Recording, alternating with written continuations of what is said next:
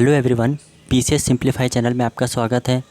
किन्हीं कारणों की वजह से कल आपको करंट अफेयर की क्लास नहीं मिल पाई, लेकिन आज से ज़रूर मिलेगी और कोशिश करूँगा रेगुलर मिलती रहे। आइए शुरू करते हैं। हाल ही में चर्चा में रहा विचेस ब्रूम रोग, ये किस में पाया गया है? ये मटर के पौधे में पाया गया है। इसकी खोज किसने की है? तो चौधरी चरण सिंह यूनिवर्सिटी हरियाणा ने की है। ठीक है, आइए नेक्स्ट उस पर चलते हैं। हाल ही में चर्चा में रहा मेकेदातु प्रोजेक्ट, ये क्यों चर्चा में था? तो फ्रेंड्स, ये चर्चा में इसलिए था क्योंकि कर्नाटक और तमिलनाडु के मध्य विवाद हो गया है इसको लेके। ये किस नदी पे स्थित है? तो कावेरी नदी पे स्थित है। आप जानते हैं कि तमिलनाडु और कर्नाटक के बीच बहुत लंबा कावेरी रिवर डिस्प्यूट रहा है। उसी के चलते इस पर जो भी प्रोजेक्ट बनता है तो दोनों राज्य आपस में लड़ जाते हैं कि मुझे इससे नुकसान हो रहा है, तो वो कहता है मुझे इससे नुकसान हो रहा।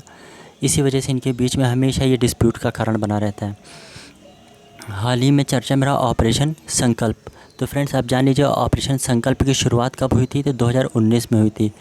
इसको कौन रन करता है? तो इंडियन नेवी रन करती है। ठीक, जब 2019 में ये शुरू हुआ था इसका फर्स्ट फेज़, तो इसका उद्देश्य था यमन की खाड़ी और फारस की खाड़ी को, जो सोमालियन पायरेट्स हैं या कोई भी ऐसी इलीगल एक्टिविटी है उससे सुरक्षित करना, यमन की खाड़ी को और फारस की खाड़ी को।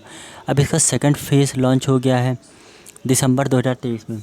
अब इसका एम क्या है कि पूरे इंडियन ओशन को सुरक्षित रखना, पूरे इंडियन ओशन को सुरक्षित रखना।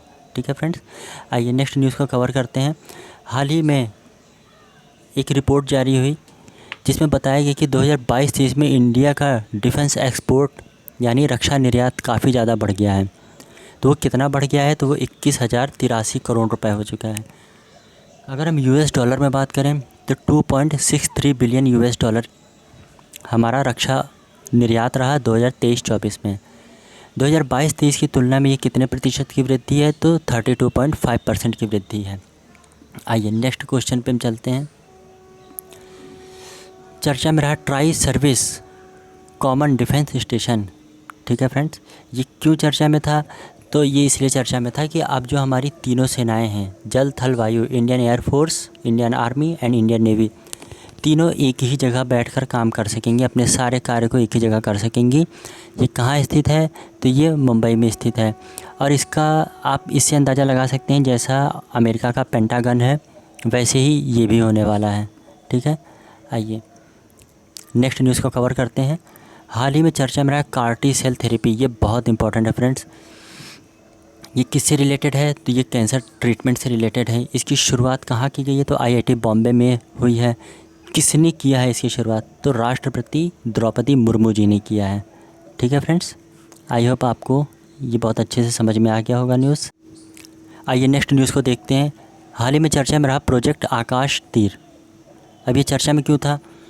तो चर्चा में इसलिए था, जो कमांड एंड कंट्रोल सिस्टम होता है वायु रक्षा कोर को मिल चुका है। मतलब आपको कोई कमांड देनी है या जो कंट्रोल रहता है नेवी का, वो किसको मिल गया है? तो वायु रक्षा कोर को मिल गया है।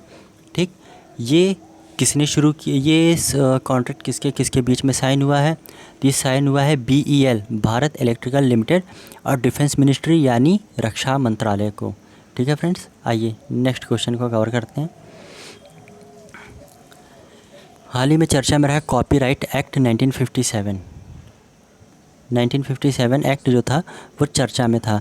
अभी चर्चा में क्यों है? तो NCERT ने अपनी शैक्षिक सामग्री के कॉपीराइट उल्लंघन मामले में चेतावनी जारी की है। हालांकि ये हमारे लिए अब इम्पॉर्टेंट नहीं है, हमारे लिए सिर्फ इम्पॉर्टेंट है ये एक्ट।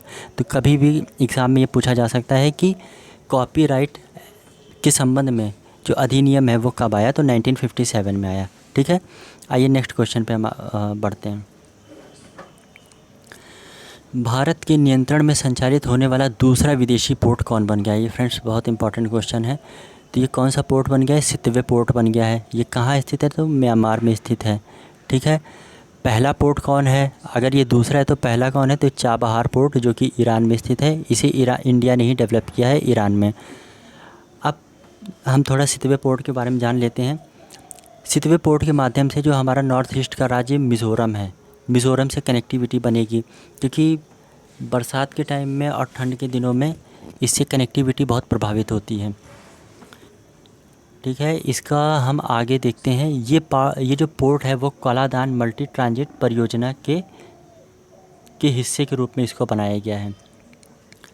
अब ये जो प्रोजेक्ट है ये किसके किसके बीच कब साइन हुआ? तो ये प्रोजेक्ट साइन हुआ था इंडिया के और म्यांमार के बीच में 2008 में। ठीक है। और इसके बाद इंडिया ने ग्रांट, जो कि अनुदान होता है, दे के भूल जाना, वो कभी वापस नहीं लिया जाता है, तो इंडिया ने इसके लिए 500 मिलियन अनुदान दिया है बनाने के लिए। ठीक है। आइए नेक्स्ट न्यूज़ को कवर करते हैं। क्लाइमेट चेंज के खिलाफ अधिकार को मौलिक अधिकार माना सुप्रीम कोर्ट ने। यह FR फंडामेंटल राइट, हिंदी में मौलिक अधिकार। तो क्लाइमेट चेंज के खिलाफ अधिकार को फंडामेंटल राइट माना किसने? सुप्रीम कोर्ट ने। किसके तहत? आर्टिकल 21 एंड 14 के तहत। ठीक। आगे बढ़ते हैं। प्रोजेक्ट सी बर्ड, हाल ही में चर्चा में रहा प्रोजेक्ट सी बर्ड। किससे संबंधित है? तो जो हमारा वेस्ट कोस्ट है, यानी पश्चिमी, जो गुजरात वाला हिस्सा है, पश्चिमी तट पर ग्रीनफील्ड नेवल बेस बनाना। ग्रीनफील्ड नेवल बेस मतलब आप समझ सकते हैं कि वहाँ पे जो भी एनर्जी यूज़ की जाएगी वो ना तो कोयले से बनी होगी, ना ही किसी ऐसी चीज़ से जिसमें जीवाश्म ईंधन का यूज़ हुआ। ये ग्रीनफील्ड का मतलब यहाँ पे सोलर एनर्जी का यूज़ होगा या न्यूक्लियर एनर्जी का यूज़ होगा। ये किसके लिए बनाई जाएगी? तो ये इंडियन नेवी के लिए बनाई जाएगी। कब से स्टार्ट है ये प्रोजेक्ट? 2005। ठीक है। आइए नेक्स्ट क्वेश्चन पे हम मूव करते हैं। विश्व का सबसे बड़ा renewable energy park. Renewable energy park का मतलब होता है नवीकरणीय ऊर्जा। ठीक। नवीकरणीय ऊर्जा मतलब कौन सा? जिनको हम दोबारा पा सकते हैं, जैसे सनलाइट से बनी जो एनर्जी है, जो सोलर पैनल के माध्यम से हम यूज़ करते हैं, ये सब रीन्यूएबल एनर्जी में आते हैं। बाकी जो कोयला होता है, पेट्रोल होता है, लकड़ी होता है, ये नॉन रीन्यूएबल एनर्जी में आते हैं। तो इसकी शुरुआत कहाँ की जा रही है? तो कच्छ में की जा रही है, गुजरात के कच्छ में। ठीक है। आइए अब इस न्यूज़ को आप छोड़ दीजिए क्योंकि अभी हमारे लिए रिलेवेंट नहीं है। नेक्स्ट न्यूज़ पे आते हैं। ऑपरेशन मेघदूत। अब ये चर्चा में क्यों था? तो हाल ही में 40 साल इसके कंप्लीट हुए हैं। अब ये ऑपरेशन था क्या? तो इसका से संबंध है सियाचिन ग्लेशियर से। ठीक है। अब समझ लीजिए कि सियाचिन ग्लेशियर से इसका संबंध कैसे है। तो 1984 में जब इंडिया ने पहली बार सियाचिन ग्लेशियर पे अपना कब्जा किया था। नहीं तो अगर फ्रेंड्स ये उसके पास, पाकिस्तान के पास चला जाता तो ये हमारे लिए बहुत बड़ा थ्रेट होता है, क्योंकि पाकिस्तान की दोस्ती चाइना से है और चाइना काफ़ी ज़्यादा मजबूत है सैन्य शक्ति में भी और आर्थिक रूप से भी। इसीलिए इंडिया ने 40 साल पहले 13 अप्रैल 1984 को इस पे कब्जा किया था और तब से ये हमारे पास है। हाल ही में चर्चा में रहा फर्स्ट प्राइवेट बैंक लक्षद्वीप में अपनी ब्रांच ओपन करने वाला कौन सा बैंक बना है? तो ये बना है HDFC बैंक। ठीक। HDFC की स्थापना कब हुई थी फ्रेंड्स? तो 1994 में हुई थी। फ्रेंड्स इस पे तो आप वेरी इंपॉर्टेंट लगा लीजिए। अब जो हम न्यूज़ करने जा रहे हैं, ब्लू ओरिजिन के स्पेस मिशन के द्वारा स्पेस में यात्रा करने वाले पहले भारतीय कौन बने हैं? तो पहले भारतीय कौन बने हैं? तो गोपी थोटाकुरा। इन्होंने स्पेस में यात्रा की है। ये पहले इंडियन हैं जो कि ब्लू ओरिजिन नामक कंपनी के थ्रू गए हैं। फ्रेंड्स ये कहाँ से बिलोंग करते हैं? तो ये करते हैं आंध्र प्रदेश से। अब जो ब्लू ओरिजिन कंपनी है इसके ओनर कौन है? तो जेफ बेजोस। ओनर मतलब मालिक। ठीक है। आइए नेक्स्ट न्यूज़ को कवर करते हैं। इंडिया ने स्पेस डेब्रिस फ्री करने का लक्ष्य कब तक रखा है? तो 2030 तक। अब मैंने कुछ सेशन पहले ही आपको बताया था कि स्पेस डेब्रिस क्या होता है। जो स्पेस में कूड़ा करकट हो जाता है, कूड़ा करकट से आशय है कि जो भी सैटेलाइट छोड़ी जाती है उनका मलबा, जिस रॉकेट से छोड़ी जाती है उसका मलबा, ये सब जाके स्पेस में कूड़ा क्रिएट करते हैं। तो इन्हीं को इसरो द्वारा साफ़ करने का लक्ष्य कब तक रखा गया है? 2030 तक। आइए नेक्स्ट क्वेश्चन पे हम मूव करते हैं। ये भी क्वेश्चन फ्रेंड्स इंपॉर्टेंट है। भारत में पहला हाइब्रिड पिच कहाँ बनेगा? तो ये बनेगा धर्मशाला। धर्मशाला कहाँ स्थित है? धर्मशाला स्टेडियम। तो ये हिमाचल प्रदेश में है।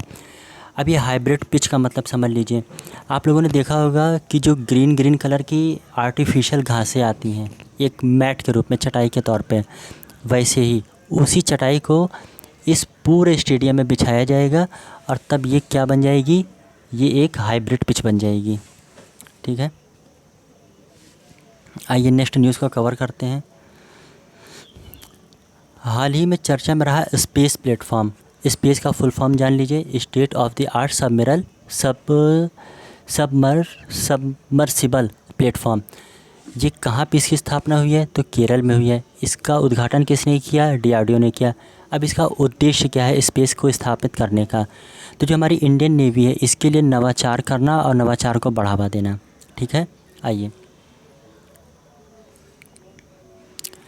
नेक्स्ट क्वेश्चन है, चर्चा में रही सिंदेसर खुर्द माइन, ये कहाँ पे है, तो राजस्थान में है। अब ये चर्चा में किस लिए थी, तो यहाँ पे ये चर्चा में थी सिल्वर के लिए। क्यों चर्चा में थी, क्योंकि अब ये विश्व की दूसरी सबसे लार्जेस्ट माइन बन गई है, किसकी, सिल्वर की, यानी उस चांदी की। अब आ जाइए नेक्स्ट न्यूज़ को कवर करते हैं। इंडिया ने हाल ही में ब्रह्मोस मिसाइल निर्यात किया, किसको, फिलीपींस को। कितने मिलियन डॉलर की ये डील थी फ्रेंड्स, तो ये थी 375 मिलियन डॉलर की। और इंडिया ने सितवे पोर्ट बनाने के लिए 500 मिलियन का ग्रांट दे दिया। सोचिए, इंडिया के पास पैसा कम नहीं है। अब ये जो मिसाइल है इसकी रेंज कितनी है, तो 290 किलोमीटर है। अब फ़िलीपींस के बारे में थोड़ा जान लेते हैं। फ़िलीपींस 7641 आइलैंड का ग्रुप है, मतलब छोटे छोटे द्वीपों का ये समूह है। ठीक, इसकी राजधानी क्या है, मनीला है। मनीला में ही आप मुझे फ्रेंड्स करके कमेंट करके बताइएगा कि किसका हेडक्वार्टर है। आइए नेक्स्ट क्वेश्चन पे हम चलते हैं। अब फ्रेंड्स इसको तो आप छोड़ दीजिए क्योंकि अब ये हमारे लिए इम्पोर्टेंट नहीं रहा। आ जाइए नेक्स्ट न्यूज़ को कवर करते हैं। जो 14 साल की नाबालिग बच्चियां हैं उनको 30 सप्ताह के गर्भपात की समाप्ति की अनुमति मिल गई है। किससे, तो सुप्रीम कोर्ट से। कि सुप्रीम कोर्ट ने ये किसके तहत परमिशन दी है, तो आर्टिकल 142 के तहत ये परमिशन दी है कि 14 साल की जो नाबालिग बच्चियां हैं अगर किसी वजह से प्रेगनेंसी आ जाती है तो उसको वो अबॉर्शन करा सकती हैं। और ये जो आर्टिकल 142 है ये सुप्रीम कोर्ट की स्पेशल पावर होती है कि किसी भी चीज़ को ये स्वतः संज्ञान में लेके उस पर अपना निर्णय दे सकते हैं। तो फ्रेंड्स आज के लिए यहाँ पे करंट अफेयर्स को ख़त्म करते हैं। और एक रिक्वेस्ट है आप लोगों से, लाइक कमेंट एंड शेयर और सब्सक्राइब भी कर दिया कीजिए। ठीक है, धन्यवाद।